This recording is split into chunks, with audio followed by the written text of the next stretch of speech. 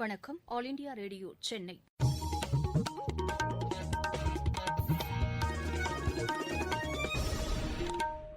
மாநிலச் செய்திகள் வாசிப்பவர் வடிவழகி கபிலன். தலைப்புச் செய்திகள். தமிழக அரசு எடுத்த நடவடிக்கைகளால் கோவிட் தொற்று வேகமாக குறைந்துள்ளதாக முதலமைச்சர் திரு எடப்பாடி பழனிசாமி தெரிவித்துள்ளார். அத்திக்கடவு அவிநாசி திட்டத்தை விரைந்து முடிக்க நடவடிக்கை எடுக்கப்பட்டுள்ளதாக முதலமைச்சர் கூறியுள்ளார்.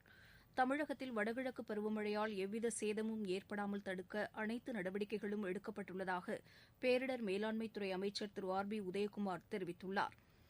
EOS-01 புவி கண்காணிப்பு செயற்கைக்கோள் நாளை பிற்பகல் ஸ்ரீஹரிகோட்டா ஏவுதளத்திலிருந்து விண்ணில் செலுத்தப்படுகிறது. நீலகிரி மற்றும் தேனி மாவட்ட மலைப்பகுதிகளில் அடுத்த 24 மணி நேரத்தில் கனமழை பெய்யக்கூடும் என்று சென்னை வானிலை ஆய்வு மையம் தெரிவித்துள்ளது. IPL கிரிக்கெட் போட்டியில் இன்று நடைபெறும் எலிமினேட்டர் சுற்றில் ஹைதராபாத், பெங்களூரு அணிகள் மோதுகின்றன. இனி விரிவான செய்திகள். தமிழகத்தில் அரசு மேற்கொண்ட நடவடிக்கைகளால் கோவிட் தொற்று வேகமாக குறைந்து வருவதாக முதலமைச்சர் திரு எடப்பாடி பழனிசாமி தெரிவித்துள்ளார். நீலகிரி மாவட்டத்தில் கோவிட் தடுப்புப் பணிகள் குறித்த ஆய்வுக் கூட்டத்தில் இன்று உரையாற்றிய முதலமைச்சர் அரசு மேற்கொண்ட பல்வேறு முன்னெச்சரிக்கை நடவடிக்கைகளால் மற்ற மாநிலங்களை ஒப்பிடுகையில் தமிழகத்தில் தொற்று பாதிப்பு குறைவு என்று கூறினார். உலக சுகாதார அமைப்பு, மத்திய சுகாதாரத்துறை, நம்முடைய மாநிலத்தில் அமைக்கப்பட்ட மருத்துவ நிபுணர் குழு இவர்கள் சொல்லுகின்ற ஆலோசனைப்படி நாம் நடவடிக்கை மேற்கொண்ட காரணத்தினால் கொரோனா வைரஸ் பரவல் தமிழகத்திலே கட்டுப்படுத்தப்பட்டது. படிப்படியாக குறைந்து கொண்டிருக்கின்றன. இன்றைக்கு அண்டை மாநிலத்தை ஒப்பிட்டு பார்க்க வேண்டும். ஆரம்ப காலத்திலே அங்கே குறைவாக இருப்பதாக சொன்னார்கள். இப்பொழுது அதிகரித்திருக்கின்றது. நம்ம ஆரம்பத்திலே தீவிரமாக முயற்சி எடுத்த விளைவு இன்றைக்கு குறைந்திருக்கின்றது. பரிசோதனை அதிகரித்திருக்கின்றோம். இப்பொழுது கூட சராசரியாக தொற்று நோய் குறைந்திருந்தாலும் கூட 70,000 பேரை நாம் பரிசோதனை செய்து கொண்டிருக்கின்றோம். இப்படி அதிக அளவிலே RT-PCR டெஸ்ட் செய்வதன் மூலம் நோய் துல்லியமாக கண்டுபிடித்து நோய் பரவலை தடுத்துக் கொண்டிருக்கின்றோம். தமிழகத்தில் பள்ளிகளை திறப்பது தொடர்பாக பெற்றோர்கள் மற்றும் ஆசிரியர்களுடன் ஆலோசனை நடத்தப்பட்ட பிறகே முடிவெடுக்கப்படும் என்று முதலமைச்சர் கூறினார். பல்வேறு பள்ளி நிறுவனங்களும் கல்லூரியை சேர்ந்த நிறுவனங்களும் அதேபோல பெற்றோர்களும் இன்றைக்கு கல்விக்கூடங்கள் திறக்க வேண்டும் என்ற கோரிக்கை வந்தது. அதன் அடிப்படையில் தான் இன்றைக்கு பள்ளிகளும் கல்லூரிகளும் திறக்கப்படும் என்ற செய்தி அரசு வெளியிட்டது. இன்றைக்கு ஊடகத்தின் வாயிலாக, பத்திரிகையின் வாயிலாக பல செய்திகள் வந்து கொண்டிருக்கின்றன. இதற்கு பல பேர் எதிர்ப்பு தெரிவிப்பதாக செய்தி வந்தவுடன் அரசு வருகிற 9ஆம் தேதி காலை 10 மணிக்கு இன்றைக்கு அனைத்து பள்ளிகளிலும் பெற்றோர் ஆசிரியர்களுடைய அவருடைய சொல்லுகின்ற அந்த செய்திகள், அவர்கள் சொல்லுகின்ற கருத்தின் அடிப்படையில் பள்ளிகள் திறக்கப்படும். முழுக்க முழுக்க அரசு பள்ளியிலே படிக்கின்ற மாணவர்களுக்கு தான் இந்த 7.5% இடஒதுக்கீட்டில் உள் ஒதுக்கீட்டில் அவர்கள் மருத்துவர்கள் சேர்ந்து படிப்பதற்கு வாய்ப்பு இருக்கின்றது என்று சட்டம் இயற்றப்பட்டது. ஆய்வுக் கூட்டத்தை முடித்த பின்னர் திருப்பூர் சென்ற முதலமைச்சர் அங்கு கால்நடை மருத்துவக் கல்லூரி மற்றும் ஆராய்ச்சி நிலையத்திற்கு அடிக்கல் நாட்டினார். 5592 பயனாளிகளுக்கு 66,72,00,000 ரூபாய் மதிப்பிலான நலத்திட்ட உதவிகளையும் அவர் வழங்கினார். திருப்பூர் மாவட்ட ஆட்சியர் அலுவலகத்தில் நடைபெற்ற கோவிட் தடுப்பு மற்றும் வளர்ச்சிப் பணிகள் குறித்த ஆய்வுக் கூட்டத்தில் பேசிய முதலமைச்சர் திரு எடப்பாடி பழனிசாமி தமிழகத்தில் கோவிட் பரவலை தடுக்க அரசு எடுத்த முயற்சி நல்ல பலனை அளித்திருப்பதாக தெரிவித்தார். நோயுற்றவர்களுக்கு உரிய சிகிச்சை அளிப்பதற்காக தேவையான மருத்துவமனைகளும் படுக்கை வசதியும் ஏற்பாடு செய்திருக்கின்றோம். அதேபோல் நோய் தொற்று உள்ளவர்களுக்கு உரிய முறையிலே சிகிச்சை அளிப்பதற்கு தேவையான மருந்துகள் கையிருப்பில் உள்ளன, தேவையான உபகரணங்கள் இருக்கின்றன. ஆகவே இன்றைக்கு அரசை பொறுத்த வரைக்கும் ஒரு உயிரை கூட இழக்கக்கூடாது என்ற நோக்கத்தில் கடுமையான முயற்சியின் அடிப்படையிலே மேற்கொண்டதன் விளைவாக படிப்படியாக கொரோனா வைரஸ் தொற்று நோய் தமிழகத்திலே குறைய தொடங்கியிருக்கின்றன. அத்திக்கடவு அவிநாசி திட்டத்தை விரைந்து முடிக்க அரசு நடவடிக்கை எடுத்துள்ளதாகவும் அவர் கூறினார். திருப்பூரில் ஒருங்கிணைந்த காய்கறி, பழங்கள் விற்பனை வளாகம், பல அடுக்கு 2 சக்கர மற்றும் 4 சக்கர வாகனங்கள் நிறுத்தம், கால்நடை மருத்துவக் கல்லூரி ஆகியவை அமைத்துத் தரப்படும் என்றும் முதலமைச்சர் தெரிவித்தார்.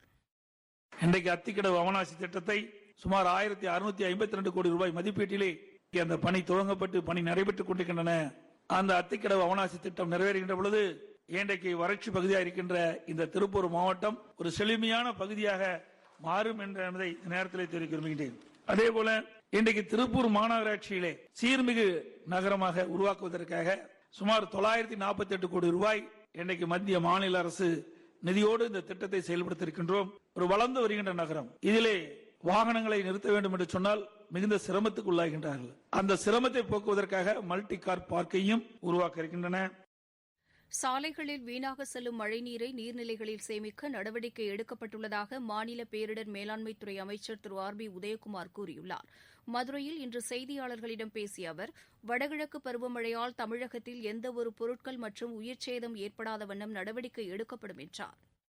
தற்போது 6/11/2020 முதல் 8/11/2020 ஆகிய நாட்களில் மதுரை, விருதுநகர், சிவகங்கை, தென்காசி, புதுக்கோட்டை, தூத்துக்குடி, திண்டுக்கல், திருப்பூர், தேனி, கோயம்புத்தூர் மற்றும் நீலகிரி மாவட்டங்களில் கனமழை பெய்யும் என வானிலை ஆய்வு மையம் கொடுத்திருக்கிற அந்த எச்சரிக்கை அடிப்படையில் அனைத்து மாவட்ட நிர்வாகமும் தயார் நிலையில் இருக்கிறது. குறிப்பாக நம்முடைய மதுரை மாவட்ட நிர்வாகம், மாவட்ட ஆட்சியர் அன்பழகன் ஐஏஎஸ் அவர்களும், மாநகராட்சியுடைய ஆணையர் விசாகன் ஐஏஎஸ் அவர்களும் தகுந்த முன்னெச்சரிக்கை நடவடிக்கை எடுக்கிறார்கள். 27 இடங்கள் வல்லுநர்கள் லொகேஷன் என்று நாம் அடையாளம் காணப்பட்டு அதில் மண்டல குழுக்கள் அமைக்கப்பட்டு அவர்கள் தயார் நிலையில் இருக்கின்றார்கள்.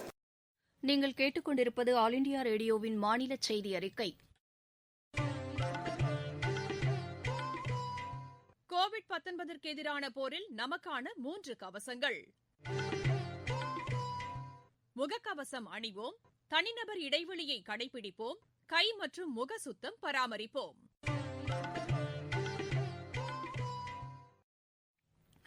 PSLV C-49 செலுத்து வாகனத்தின் மூலம் புவி கண்காணிப்பு செயற்கைக்கோள் EOS 01 விண்ணில் செலுத்துவதற்கான கவுண்டவுன் இன்று பிற்பகல் மணி 1:02 தொடங்கியது. ஸ்ரீஹரிகோட்டாவில் உள்ள சதீஷ் தவன் விண்வெளி மையத்தின் முதலாவது ஏவுதளத்திலிருந்து நாளை பிற்பகல் மணி 3:02 இச்செயற்கைக்கோள் மேலும் 9 வணிக செயற்கைக்கோள்களுடன் செலுத்தப்பட உள்ளது. கோவிட்-19 தொற்று காரணமாக அறிவிக்கப்பட்ட ஊரடங்குக்கு பிறகு இந்திய விண்வெளி ஆராய்ச்சி நிறுவனமான இஸ்ரோ செலுத்தும் முதலாவது செயற்கைக்கோள் இதுவாகும். திருச்செந்தூர் அருள்மிகு சுப்பிரமணிய சுவாமி திருக்கோவிலில் கந்தசஷ்டி பெருவிழா வரும் 15ஆம் தேதி கொடியேற்றத்துடன் தொடங்க உள்ள நிலையில் விழாவின்போது கடைபிடிக்க வேண்டிய வழிமுறைகள் குறித்து மாநில செய்தி மற்றும் விளம்பரத்துறை அமைச்சர் திரு கடம்பூர் ராஜு தலைமையில் ஆலோசனைக் கூட்டம் இன்று நடைபெற்றது. திருச்செந்தூர் முருகன் கோவிலுக்கு தினம் 3000 பக்தர்கள் தரிசனத்திற்காக அனுமதிக்கப்படும் நிலையில் கந்தசஷ்டி விழாவின்போது வெளிமாநில பக்தர்களின் வருகையும் அதிகரிக்கும் என்பதால் இந்நிகழ்ச்சியில் பின்பற்ற வேண்டிய வழிமுறைகள் குறித்து முதலமைச்சர் உயர் அதிகாரிகளுடன் கலந்து ஆலோசித்து அறிவிப்பு வெளியிடுவார் என திரு கடம்பூர் ராஜு தெரிவித்தார். வரும் 10ஆம் தேதி தமிழகத்தில் கோவிட்-19 வழிகாட்டு நெறிமுறைகளுடன் திரையரங்குகள் செயல்படுவதற்கு அனைவரும் ஒத்துழைப்பு தர வேண்டும் என்றும் அவர் கேட்டுக் கொண்டார். குமரிக்கடல் பகுதியில் நிலவும் வளிமண்டல மேலடுக்கு சுழற்சி காரணமாக தமிழகத்தின் நீலகிரி மற்றும் தேனி மாவட்டங்களின் மலைப்பகுதிகளில் கனமழை பெய்ய வாய்ப்பிருப்பதாக சென்னை வானிலை ஆய்வு மைய இயக்குநர் திரு புவியரசன் தெரிவித்துள்ளார்.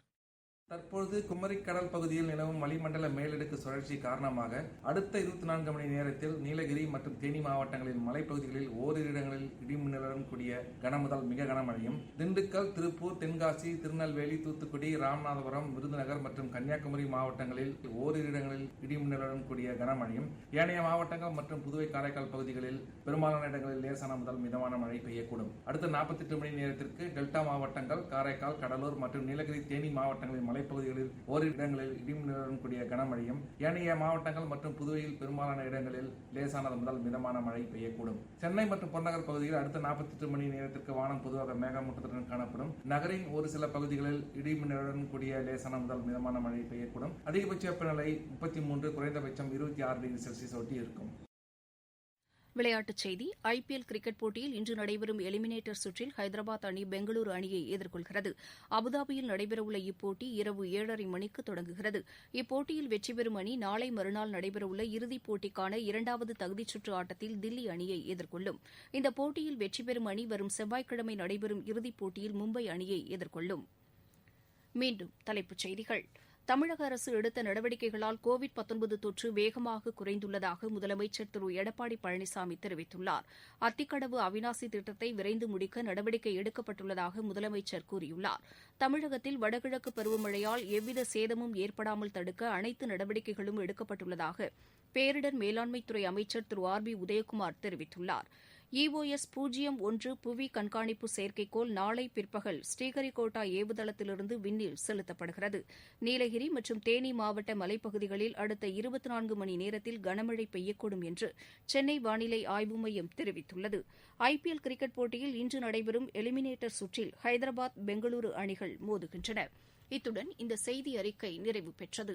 எமது செய்திகளை உடனுக்குடன் AIR News_Chennai என்ற ட்விட்டர் பக்கத்திலும், செய்தி தொகுப்புகளை all India radio news Chennai என்ற யூடியூப் சேனலிலும் அறிந்து கொள்ளலாம்.